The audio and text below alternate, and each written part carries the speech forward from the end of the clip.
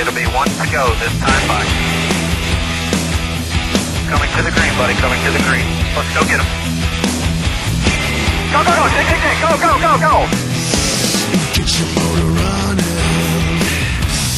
Head out on the highway. Clock looks good. I came here, I was here 4 or 5 weeks ago or so and got a preview of the media center. Pretty cool. Everybody can fit in now. I asked if there was a quicker door to the hot dog stand, but I guess there's not. But other than that, it's all good. Okay, we're going to begin our chase driver press conferences, and as he does just about every week, Jeff Burton, driver of the number 31 AT&T Mobility Chevrolet, will lead things off, and certainly Jeff, coming off that big win at Lowe's Motor Speedway, moved you up to second in the standings. Been a lot of buzz about you this week. Tell us about your week, and then also tell us about racing here at Martinsville Speedway, obviously a track that's right in your backyard. Well, it's certainly been a busy week. I had a lot of stuff scheduled anyway, photo shoots and some appearances and some testing, and then of course we won on Saturday night, so that added to the schedule. So it's been a pretty hectic week. I was kind of glad to get here last night. I came early just so I could get some sleep, and kind of glad to get here. And this is to me this is a really fun racetrack. I think it's one of the hardest tracks we go to. Requires a great deal of aggressiveness, but also at the same time a great deal of patience. It's hard to do both. It's been a really, really good track for me. It's been a really, really bad track for me. But this is a place I grew up.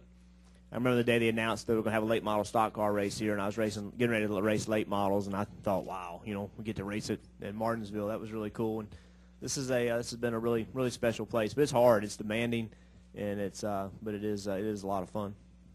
We'll take questions now for Jeff Burton. If you have one, raise your hand. We'll start here with Ed, then we'll go to Bob and Dustin.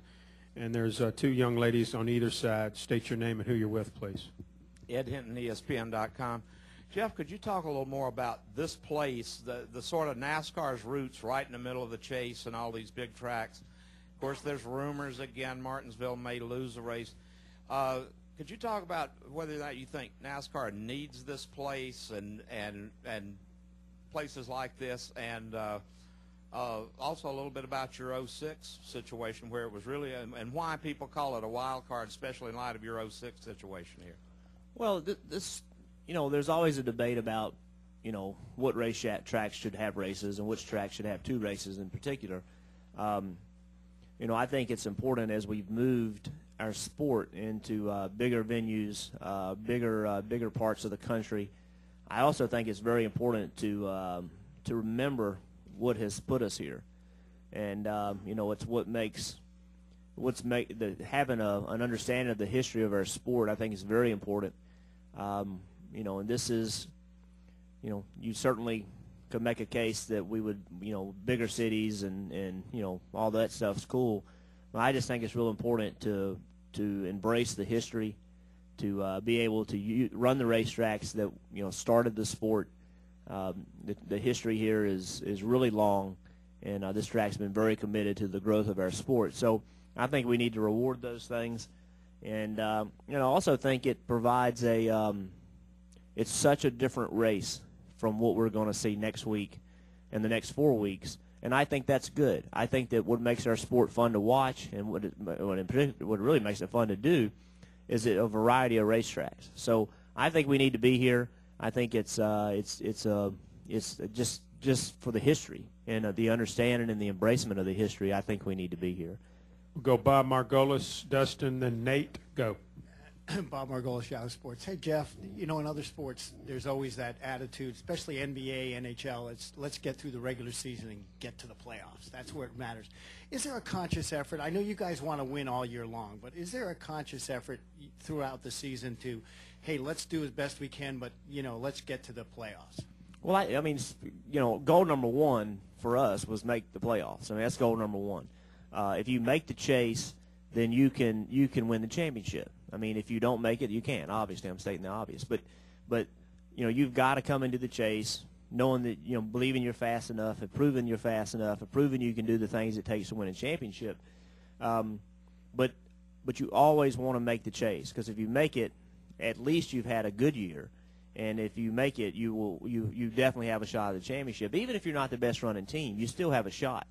Who picked, which it ain't over yet because after last night's game, but who would think the Rays would be in the World Series? I mean, you just never know what's going to happen. And so if you put yourself in position, you can make the things happen. It really depends on the situation, what you do to get, how you get into the chase. I think the first 16 races, you're just racing. And you're just trying to get into a rhythm of racing and trying to do the things you know how to do well. And then those last 10, you really start looking at it, trying to figure out exactly what you do to get in it. But, it seems to me like the Daytona 500 was forever ago. I mean, it seems like a really long time ago. And that's how long that regular season is. That regular season, in many ways, is more stressful than this. Because it's positioning to be in the championship.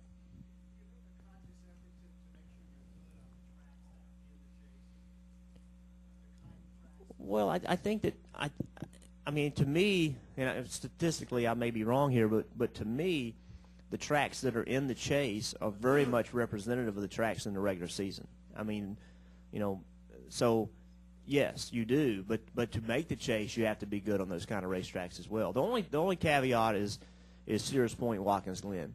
You can, if you're not really good at that, if you can survive those races, that's very beneficial. If you are real good at it, then you go try to win them. But if you're not real good at it, survival is very important. We'll go to Dustin, Nate, Rodman, and then we'll get to everybody else. Dustin Long, Landmark Newspapers. Jeff, you and Greg are among the older drivers in the chase and are second and third.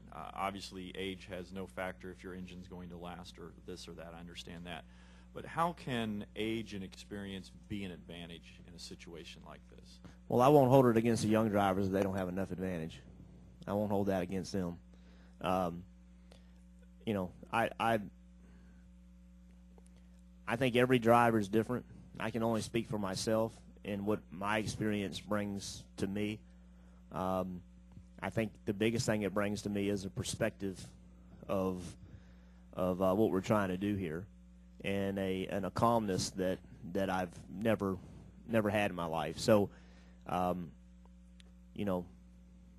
the age that I am is to me is a great thing. I love the age that I am. I couldn't have the things in my life that I love so much if I'm not the age that I am.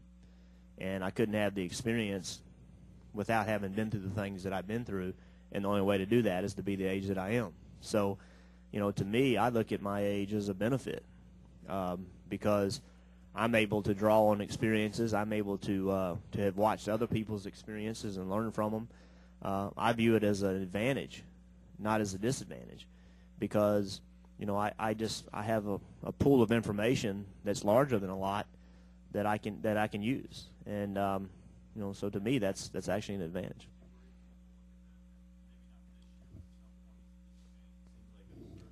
Well, at some point it does become a disadvantage. There's no getting around that. I think that I don't believe, I truly believe at 41 I'm a better driver than I was at 25. Now, whether I was a good enough driver at 25, that's for someone else to decide. But I believe I'm better at 41 than I was at 25. Now, am I going to be better at 70 than I am at 41? Probably not. But but physically, our sport allows somebody, to, if you take care of yourself and you're committed, you can be successful in this sport well into your 40s. I mean, I have no concerns if I'm emotionally able to put the effort into it.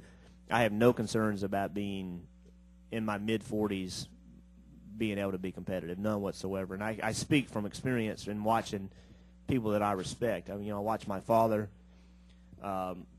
compete in tennis. I watch Mark Martin. I watch people that I know are willing to put forth the effort, and the people that I see that are willing to put forth the effort, they can still be successful. Okay, we're going to go Nate, Dave Rodman, Mike Embry. Go. Need the mic right here, young lady. Is Joe the plumber here? Joe the plumber is. We could get him here. I think he's coming.